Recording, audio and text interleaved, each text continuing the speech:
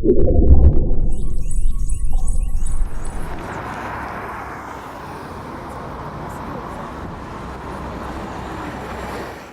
to London and the tour that uncovers interesting parts of three London's famous hotspots.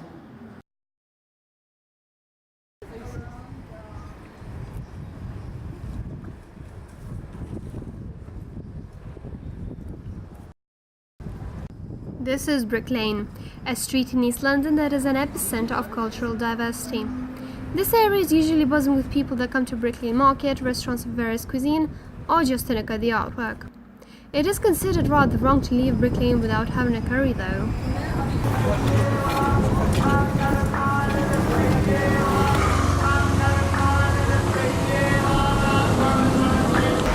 Brick Lane is full of Bengali cafes and canteens, all due to Bengali people settling in this area after leaving the Indian subcontinent after the Second World War. This area is home to the Bengali people and South Asian community, and hence, not without reason, is known as Bangla Town. And it's also a heaven for people who love curry.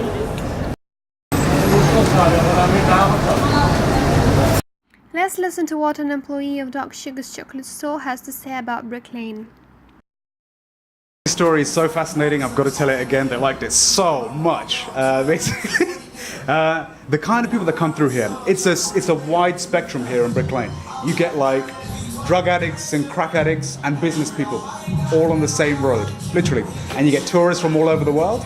Literally the other day, there was a couple, they were in their 70s and they were from the States. And they came by and I asked them, just sort of almost facetiously, like not really expecting an answer. Rhetorically, I was just like, so what brought you here?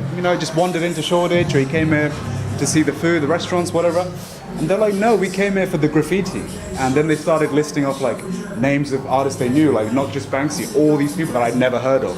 And I was fascinated because they were letting me know about the place, and I've been working here for years, So yeah, I mean, if you come by, it's one of the best places in the world to meet creatives, eclectic people of every kind. They always wander through, pretty much every day, so definitely come by. But this place has a prehistory too. After the Great Fire of London in 1666, London was in a huge demand for bricks, and this place was discovered to be full of clay.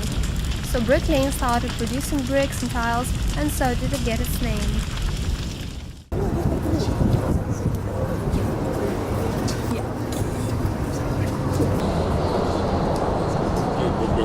Right now we are outside Truman Brewery on Brick Lane, a brewery that was once considered to be the biggest brewery in the entire world, and it used to supply beer to such places as Russian Court. It was established in 1666, however shut down in 1989. All that remains of the old biggest brewery is the building behind me that currently is an arts venue, and pubs that carry the name of the Truman Brewery. What, however, the Brick Lane and the Whitechapel area are mostly known for is Jack the Ripper and his murders in the 1800s. The Brick Lane was the very first spot where the notorious murderer committed his first murder. Right now we're standing at the very place where the body of the very first victim was found. The building over here, it used to be, 3 centuries ago, it used to be a public house named the Frying Pan. Now there's a really interesting thing this building is hiding. Over there at the top is the sign that says the Frying Pan. It is the very sign that was here in 1888 when the first murder was committed.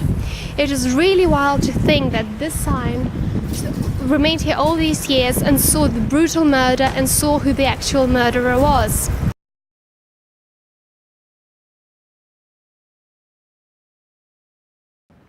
We're here in Hyde Park, a place perfect for walking, cycling and having picnics.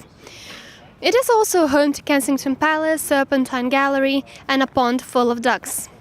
But did you know that Hyde Park wasn't always the same as we know it today?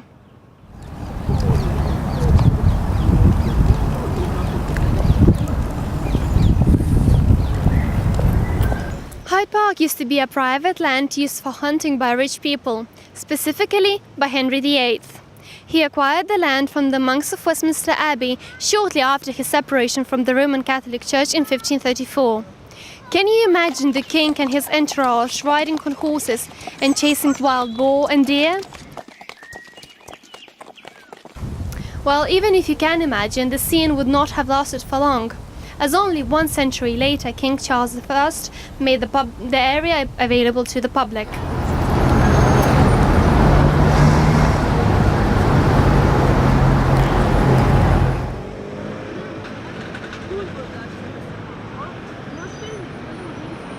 We're here at the northeast corner of Hyde Park, known as Marble Arch, and the specific spot we're currently standing at is the place of Tyburn Tree. Now, do not be mistaken, Tyburn Tree was never in fact a tree, but an execution place. Prisoners from Newgate Prison would be brought here all the way down from Holborn, down Oxford Street to here, and all throughout 600 years, from late 12th century till the 18th century, and hundreds of people were hanged here that were held prisoners in prisons. And it is important to note that public executions were quite an entertainment back in those days, as huge crowds would gather around this square to witness public hangings. It is even recorded that rich people would come here and pay a lot of money just to get the best places on spots to witness the execution. It is reported that public executions were so famous that in 1700s, when a notorious English thief was brought down to this place, 200,000 people gathered to witness his execution. This is considered to be the 1/3 of London's population of the time. Now, if you consider Marble Arch really a joyful and interesting and beautiful place to witness, well, to see, please do consider that this was in fact a really painful moment for those who were executed.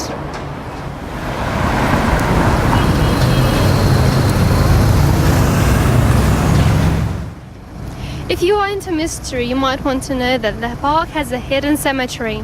Yes, you heard that correctly. There are over 300 dead buried pets here, just right behind me.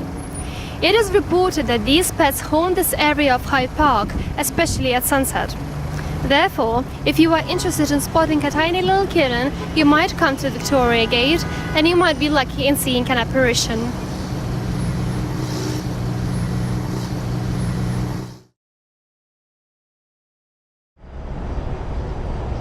And now let the tour continue to the next place.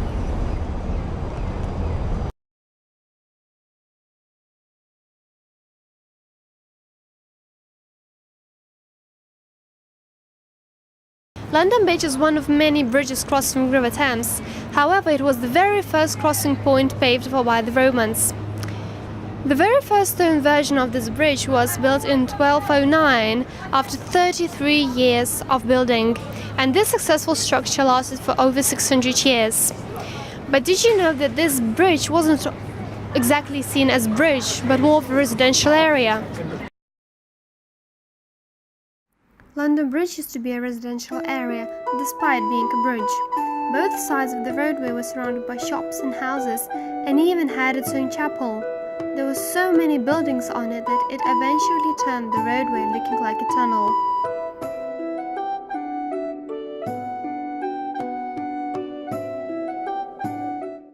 But there is more.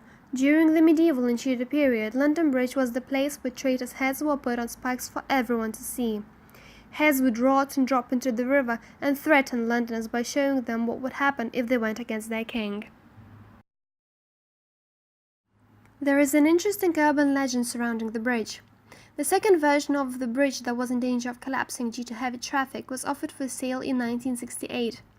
An American entrepreneur, Robert P. McCullough, won the auction and bought the bridge. But the rumor has it he thought he was buying the Tower Bridge that is just a short distance away. Even if that is true, he continued with his purchase and transferred the bridge to America, Arizona, where now it is a tourist attraction. We see people walking and simply minding their own business, just as we head to examine new landmarks in the next episode.